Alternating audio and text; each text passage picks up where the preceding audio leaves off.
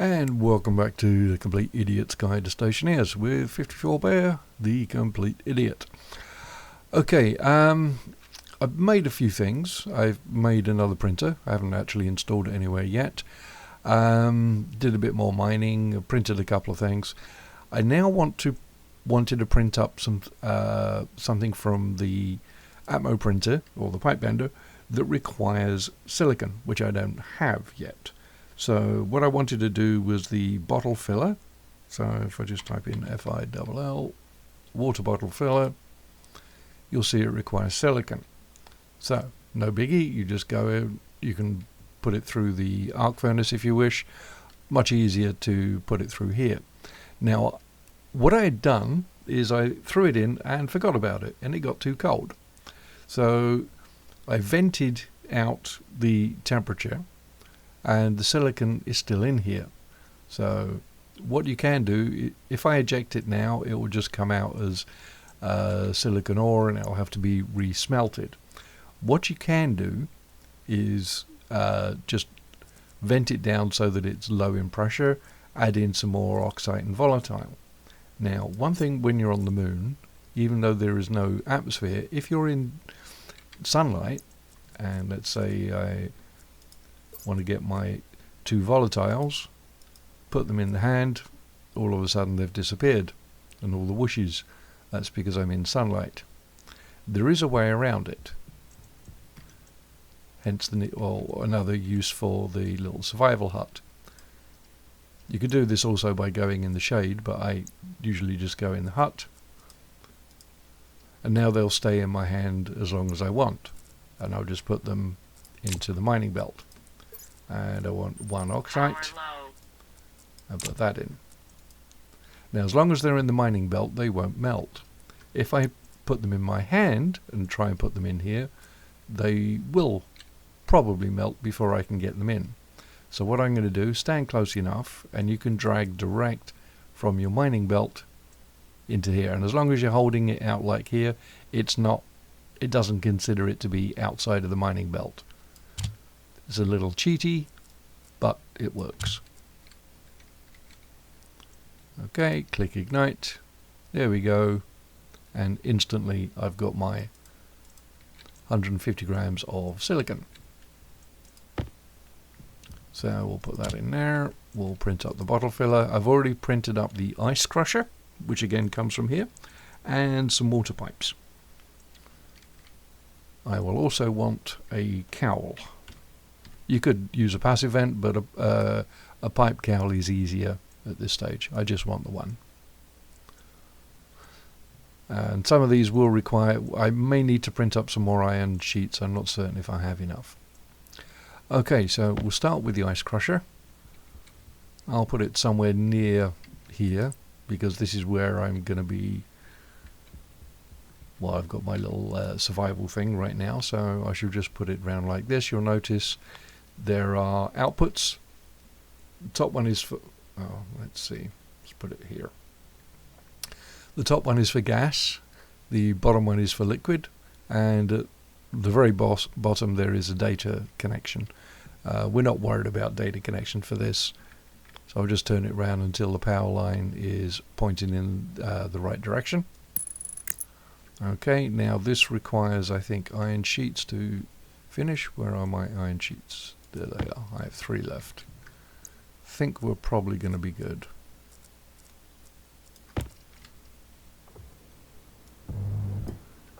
And next it requires, let's see, put that down.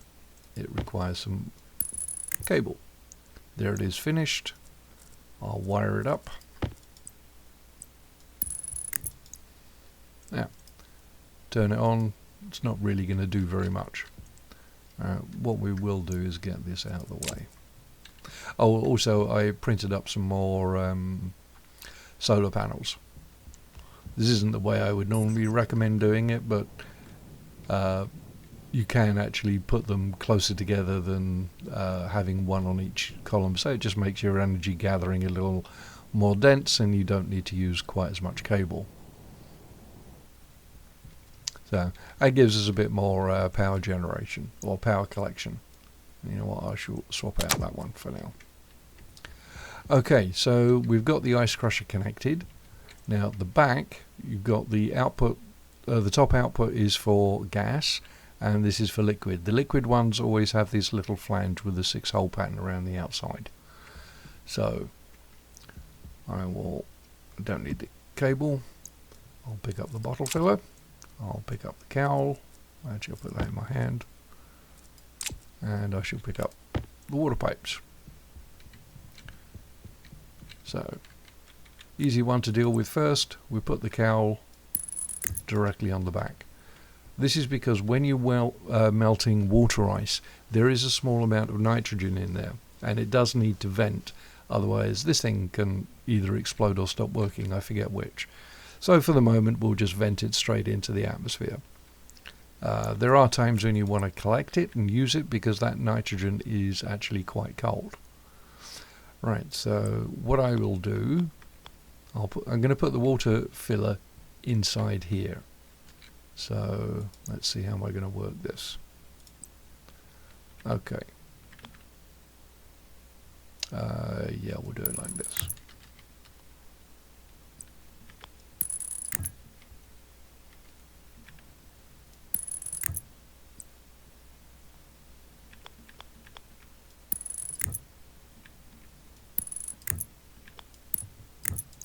There we go. So that's our water connection. It gives us a little bit of storage as well. Not an awful lot, but it gives us some. And we're going to want to have the water bottle filler right next to it. Now the water bottle filler also requires power. So I'll be able to show you something else in a moment. Now when it's yellow like that, that means it's connected to the water pipe. Put it over here, it's green. It means I can place it, but it's not connected to anything. One thing with the water filler, which you may not notice, is there are two variants of it. One is just upside down from the other one. May be difficult to see, but if I place this one, of course, can't see it because of the wall. So let me put it on the floor temporarily. Was it drill?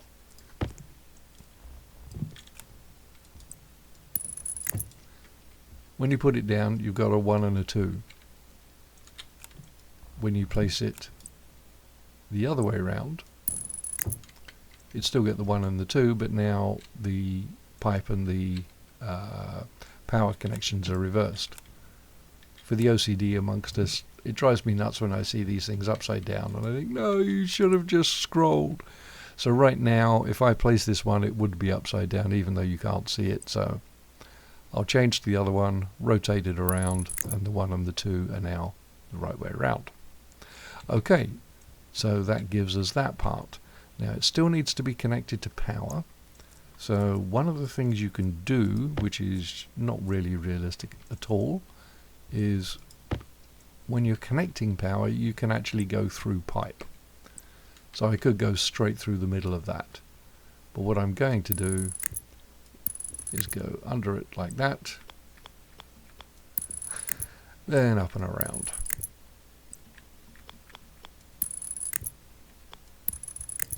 Like so. Alright, so now we're all good. So I get my water ice, put it in here, click the crush button, and it begins to go. Now I'm going to go back to the lander, and I'm going to pick up the Atmo cartridge that was there all the time last time, and I just didn't see it because I was stupid. There we go. So there's the Atmo analyzer. You have another one as well, which is I think this is the network one, the network analyzer. I'm not going to use that just yet.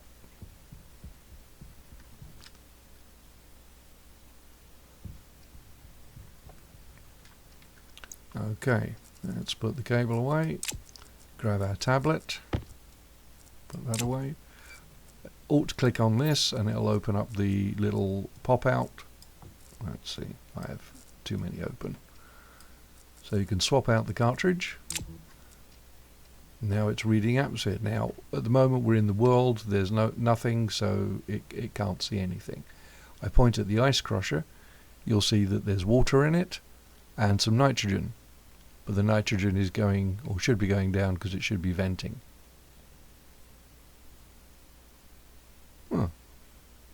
Very interesting, it's not. And in the pipe, you can see we've actually got some water. The one on the left shows the liquid, the one on the right shows H2O gas, i.e. steam. This is part of the phase change update which has happened fairly recently, and to be perfectly honest, I'm still getting to grips with it. There's a lot of stuff that goes on there that I don't really understand because I flunked physics and chemistry when I was at school many years ago. Alright, put in my 2 empty water bottles, turn it on, and there's no power. And I run out of juice. Okay, no problem, I have some coal. I will just break off 10 pieces of coal, throw it in there, and it automatically comes on because I've turned the coal generator on. So that's putting juice in there, and I don't know why that's flashing.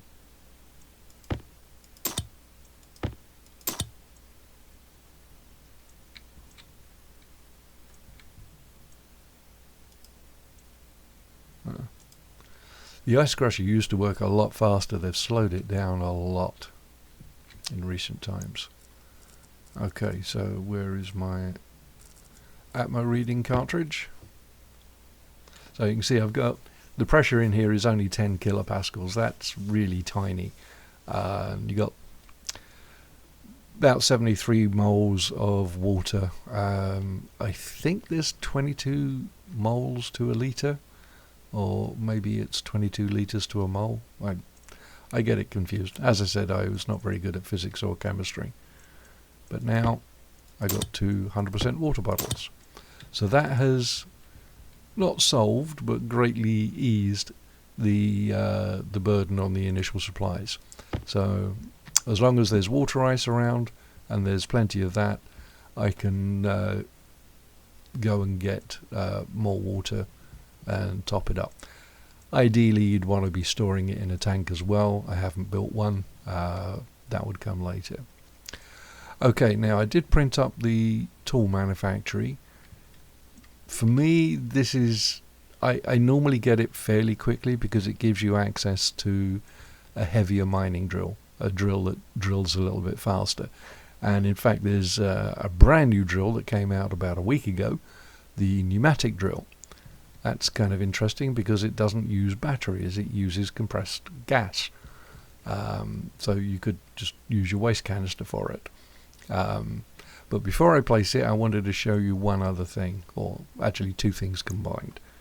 Let me put the tablet away. I see a lot of people when they're building their base, obviously they're putting it all enclosed, and they put their windows in facing inwards like this. And when I say facing inwards, you'll see that the green cube surrounding the glass is on the inside. Let's do one over here. I won't bother finishing them, it's not necessary. Now, the reason why I do not do this is it doesn't, or it restricts what you can do on the inside. There are times when you may need to double stack your machines. I don't have any printed, so let me just pirate one from here. And grind that out. Right, so I have a frame. So if I wanted to put another machine on top of this one, I need a frame. But I can't place a frame now because these windows are the wrong way around. See, I can place the frame anywhere else, but not anywhere here. So let me put this frame down.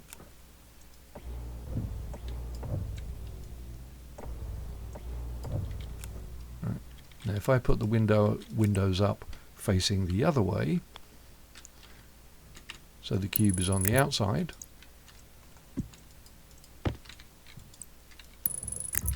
I can place that there. It's rare that you'll ever need to do so, but it's a point worth mentioning. Because what I like to do is, when I'm on a world where space is at a premium, and that can be any of the hot worlds where you want to get your base set up very quickly and you may not want to have this vast space, you can put it in a frame, then delete the frame and carry on building it there. Makes wiring a bit more of a challenge, but you can do so. Let's see, do I have enough? Yes, I do. And as we have it, we may as well build it. We've got the cable here.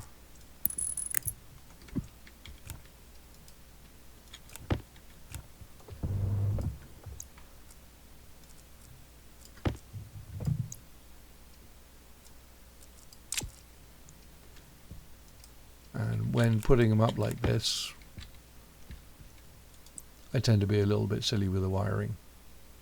I don't like it coming straight down in front, so I'll put it off to the side.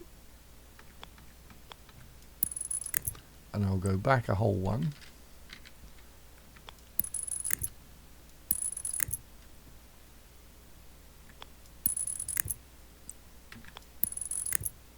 I find when putting the straights in first, it makes putting the curves in much easier because you can just auto